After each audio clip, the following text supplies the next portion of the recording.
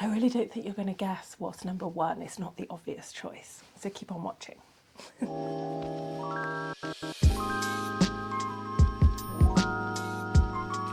Hello and welcome back to my art studio. My name's Anna Marie. I'm a pet and wildlife artist specialising in coloured pencils. If that's of interest to you, please carry on watching, where I believe anyone can draw and anyone can be creative. Let me just attach the mic and do that again. Hello and welcome back to my studio. Now in today's video I thought I'd run through my top 5 art materials and supplies that I use on a day-to-day basis in my art studio, and I really don't think you're going to guess what's number one. It's not the obvious choice, so keep on watching to find out. In at number 5 is really good quality paper. It might sound kind of boring, but you know, the canvas is such a key process when you're trying to draw. So this is one that I use quite a lot, the Fabriano Artistico. Lots of artists use this one with colour pencils. I think if you're struggling with your drawings and you're wondering why I can't put as many layers down or why this isn't working, have a little look at these ones. So I've got the Fabriano Artistico here, which is a hot press watercolour paper. And I've also got the Saunders Waterfoot. This one's a little spongier than this one and then the Fabriano, but you can still do lots of layering, and those layers are so key to create a more realistic look in your drawings. These are kind of slightly a rougher texture, so that means it's a bit toothier. So yeah, and this one is the Bristol Plate Smooth if you're after like a smoother paper. So it can't hold as many layers, but you can still build up the depth of colour, and I just think a really good quality paper will show off your quality as an artist like much better. Also they do one with a yellow cover as well. I think I've got that somewhere, I'll try and find it. Number 5, really good quality paper. Erasers. To remove your colour pencils from paper, it's doable. If you use really good quality paper, you can lift off some of the colours. So I really like the Faber-Castell, the kneadable ones. It comes in like this little pot, which is super good. You're supposed to leave it in there when you're not using it, stop it from drying out, but I have to say I tend to just stick it on my drawing desk like blue tack, and it's so good. You can make like really sharp little points. You can sort of mould it to any shape you like, and then if it does dry out a little bit, you can just give it a little knead and a squish and a squash, and then it'll be good to go. Honestly, if you just buy one of these, it will last you so many drawings. When I'm doing commissions, I try to use a fresh piece just to make sure there's no like colour transfer. But for your everyday drawing, this one is amazing. Also an electric eraser. So you can see here it has a really fine tip to it, and this one I just got from Amazon, and then you just press the button and then it can really lift off the colour, and then to replace the little eraser you just pull out this little bit here and then in it goes. Yeah, this one was a really good buy for this year, and I have to say I literally charged this up once in like 6 months and it's lasted. Yeah, number 4, erasers, because you want to lay down on a really good quality paper and then you can lift off any mistakes, or also you can use erasers to create texture as well. A lot of people love the Tombow eraser. Personally, I find this does the job. I have got a Tombow somewhere, one of these. I do have one, but I just don't reach for it as much as these guys. So that's number 4. In at number 3, I have sharpeners. Obviously you need to be able to sharpen your pencils in order to draw properly. The sharper the pencil, the better, especially when you're doing fine details. So, you know, a basic one like this, which catches all the filings, is great. Also, like the little metal ones are really good if you're just beginning. But as if you start to draw a lot more, you might find that actually it's a little bit time consuming to sharpen them a lot. So you could always upgrade to like a crank handle one, like this Derwent. I think it's called a Derwent Sharp Point. I'll link it all below just so you can see. It's really nice. It comes out, you put your pencil in there and then you just crank it, and then all the filings then is easy to empty out. And then also this year I upgraded to my electric one. which is like I'm living in the future, but I just find if I'm doing commissions for a long period of time, just to like pop a pencil in and go, it is just so, it's just that little bit of time saving.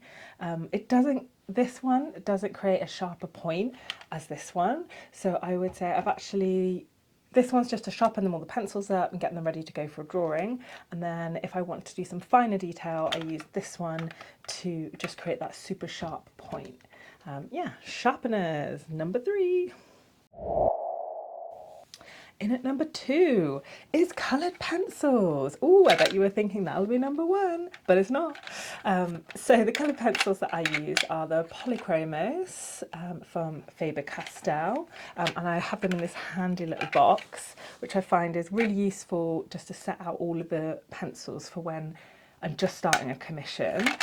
So I've got a few Polychromos here. There we go. These ones are sort of oil-based. They're a much harder pencil than the other ones I'm going to show you, but they're really good for getting fine details. They're an amazing starter pencil because they're not as super expensive as some of the other ones, but they're not the lower side, but it's because the pigment is so good in them. You could definitely, do portraits with these ones alone, but I have a few other recommendations for some other pencils just to sort of level these ones up a little bit. I use the Caran d'Ache Luminance, and here they are here. So these guys are a lot more expensive. They work out as about £3 per pencil, which obviously adds up quite a lot. So I've never actually bought a whole set of these. I've just bought them as and when I need them. And there's just a few colours that are just so good that I would recommend if you were just starting out. Definitely pick up like the white, the titanium buff. There's a silver grey, or there's a sepia. Oh, this one's really good. The raw umber, 50%, and the raw umber 10%. So these guys make really, really good base layers, and they're really helpful when it comes to burnishing out the Polychromos, just to blend it and meld it all together. Yeah. I would say most of my portraits are probably like half and half. As you can see, this was the leftovers from one portrait that I've just finished, and yeah, we're about half and half, I'd say, with luminance and Polychromos. Whoop. And then my other favourite brand is the Caran d'Ache Pablos. So that's what the casing looks like on there. You see, again with these, I've never got a full set. I have like a little extra pencil holder, so I've just bought a few extra ones as and when I've needed them. There's a few that are really good. The brownish orange, I find this one, there is no comparable shade in the other two ranges that just really hits the spot of this one. So I use that one a lot. And there's one called Cocoa as well, which is kind of like a browny grey.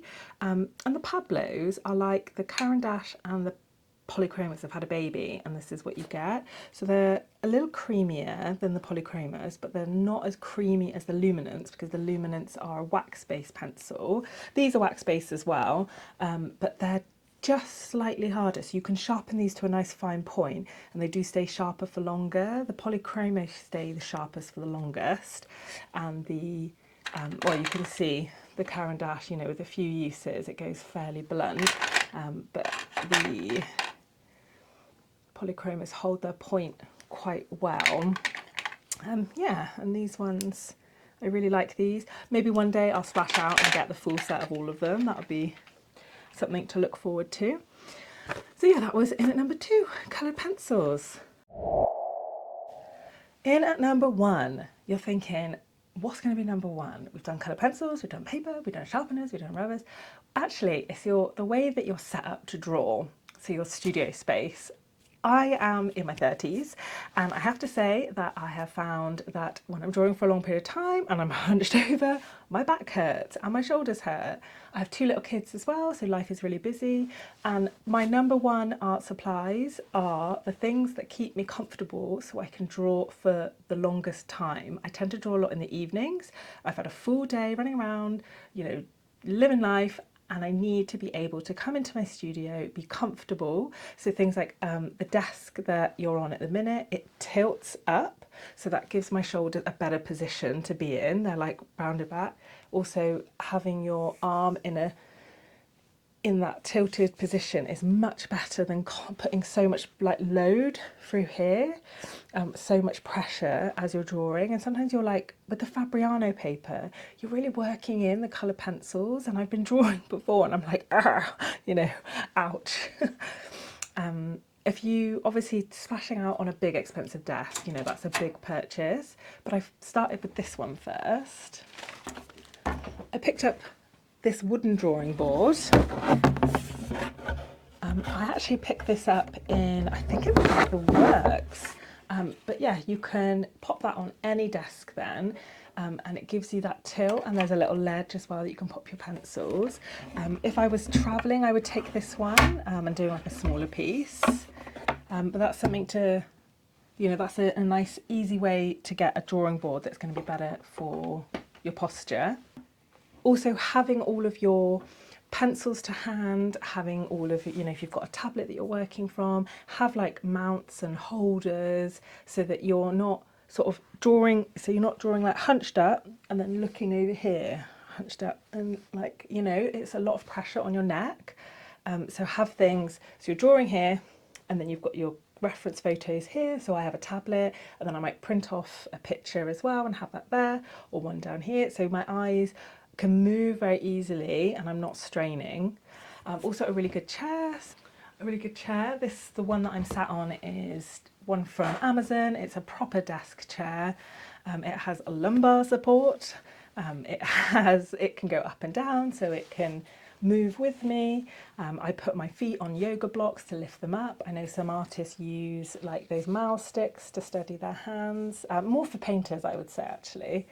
So yeah, my number one is good posture when you're drawing, because I think if you're not able to draw at the end of the day because your shoulders are hurting, your back's hurting, and you can only draw for an hour and you're done because you're like aching, because you're like, hang on, you want to be drawing like this, not like crunched over, then you can't get the best out of yourself as an artist because you're already done, you know, before you started.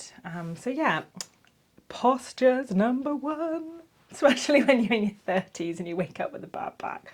Ugh, times are tough. I might do a slightly more detailed one of like, oh, maybe I should try and do a top 10 of specific items. Well, that might be quite hard though. But yeah, maybe I'll try that.